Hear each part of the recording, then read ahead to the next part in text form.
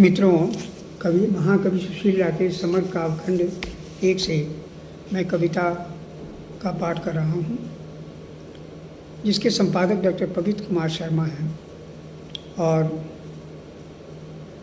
इसे रवीना प्रकाशन दिल्ली ने प्रकाशित किया है। आइए, ये कविता इनकलाब शीर्षक से है, जिसके 9 खंड हैं। इन 9 खंडों का वाचन मैं कर रहा हूँ। देखिए, कविता इनकलाब पहला पार्ट है इसका। सुनो मेरे मित्रों, कविता इनकलाब है। कविता वह रास्ता है जहाँ से आदमी भूखा नंगा होता हुआ भी सही रहता है। सुनो मेरे मित्रों, कविता इनकलाब है। कविता वो रास्ता है जहाँ से आदमी भूखा नंगा होता हुआ भी सही रहता है। कविता मुबारकबाद है। कविता ऐसा आईना है जहाँ धूर्तताई निगल ली जाती है, जिसमें फिर कोई धूर्त न बन सके। इस समय कविता अज्ञात है। आत्महत्या का आरोप है उस पर, इसलिए उसका पात्र महादेव पटेल सजा पा रहा है। वह सब भूल गया है, गंभीरता, जश्न, सब कुछ भूल गया है। और यही सुखप्रद है पूरी जनता को, जिन्हें कविता के नाम पर गालियां बकने के अलावा कुछ नहीं आता। कविता का उपयोग सही करो मित्रों, नहीं तो बड़ा ही भयंकर दुष्परिणाम होगा। कविता गायब होगी, तुम उसे ला न सकोगे और एक बुद्धिजीवी की हत्या होगी। अब देखिए इसका दूसरा पार्ट।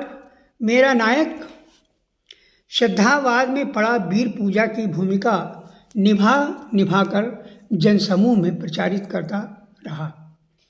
मेरा नायक श्रद्धावाद में पड़ा वीर पूजा की भूमिका निभाकर जनसमूह में प्रचारित करता रहा। यानी नायक उस अहमवाद के समुद्र में बहादुरी के भाव से पत्थर रोड़े फेंकता रहा कि समुद्र हट जाएगा, तब जमीन सोने के लिए अवश्य मिलेगी। देखिए फिर से मैं पढ़ा उसको। पानी यानी नायक उस अहमवाद के समुद्र में बहादुरी के भाव से पत्थर रोड़े फेंकता रहा कि समुद्र हट जाएगा, तब जमीन सोने के लिए अवश्य मिलेगी।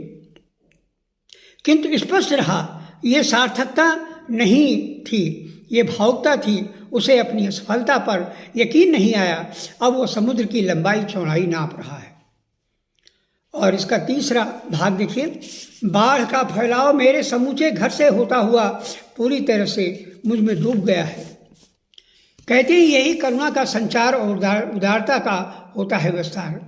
कहते हैं यही करुणा का संचार और उदारता का होता है विस्तार। और इसका चौथा पार्ट देखिए।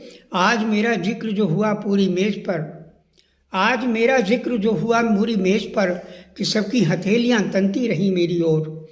समीप बैठा मैं देखता रहा, मेरे ही साथी मेरे ही ऊपर ऐसे कंकालों को फेंक रहे हैं जो वातावरण में उत्तेजना पैदा करने के लिए काफ़ी है।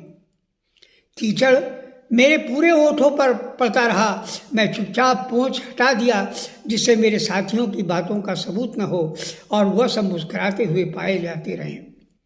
और ऐसा ही हुआ। वो सब खुश रहे कि मैंने मार ली बाजी।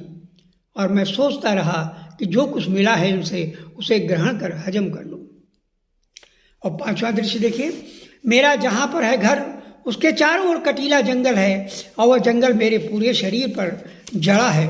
हाथ पैर मेरे चलते नहीं, ओठ सूज आए हैं, कहीं कहीं पर पड़ गए हैं, दाग चिन्हित हैं। मुझे सत्ता की परंपरा में ही मिला है, यही मेरा दृश्य है, यही मेरा भाग्य। 6वां प्रसंग देखिए। कविता बाढ़ नहीं होती, कविता बाढ़ नहीं होती, वो बसने के लिए घर देती है और सर छुपाने के लिए सरपत की छान। दान यही जीवन का है, यहाँ लोग कहते हैं कविता करना नपुंसकता का कारण है। देखिए इसको मैं फिर से पढ़ रहा हूँ। कविता बाढ़ नहीं होती, वह बसने के लिए घर देती है और सर छुपाने के लिए सरपत की छान। दान यही जीवन का है, यहाँ लोग कहते हैं कविता करना नपुंसकता का कारण है। और 7वां देखिए। मेरे पीठ पर पड़ी सलाखें कट गई, मेरे पेट की खाल सब लहू में बर्खास्त है। लोग देखकर पसीजते हैं और फटा हुआ कुर्ता खादी का दे देते हैं, जिसमें मैं पहन लूँ और मेरा इतिहास, मेरी साहसिक यात्रा, मेरी यंत्रणा सब छूट जाए और भिखमंगा कहा जाऊं, और भिखमंगा कहा जाऊं। और 8वां देखिए, रास्ते में लंबी पगडंडी पर बीचों बीच घास की बढ़ी हुई काया में तेजी से बढ़ रहा था घर की ओर। रास्ते में लंबी पगडंडी पर बीचों बीच घास की बढ़ी हुई काया में तेजी से बढ़ रहा था घर की ओर। एकांत संस्कृति के पाने के उद्देश्य से वशीभूत था खेतों की चाल ढाल पर। अचानक दूर से नाला पार कर करीब तकरीबन 30 से अधिक चीलें अपने नोकदार कड़े चोंच से नीचे झुकती थीं और उठते हुए चोंच लाल रक्त से सने रहते थे। कभी फड़ाकर उड़ते गर्वोक्त पर, जिससे मैं आघात हुआ, भागा लौटकर, क्योंकि मुझे उनके क्रियाकलापों से लग रहा था सत्य बोलने वाला हरिश्चंद्र बुरी तरह नोच कर खाया जा रहा है। सत्य बोलने वाला हरिश्चंद्र बुरी तरह नोच कर खाया जा रहा है। और अंतिम पार्ट देखिए, इसका 9वां है और ये कविता का अंतिम पार्ट है। खबर मिली होगी मेरा पुतला नकली शुतुरमुर्गों की गर्दन में लटका कर जलाया जा रहा है। खबर मिली होगी मेरा पुतला नकली शुतुरमुर्गों की गर्दन में लटका कर जलाया जा रहा है, और अंधों के निर्माताओं ने व्यक्ति पूजा का भयंकर अवशेष चेहरे पर लगा लिया है। चौराहे पर खड़े युवक मनमानी आज़ादी मनाने लगे हैं, और स्वप्न वाले आईने का भारत दूर तो नहीं, विखंडित अवश्य हो गया है।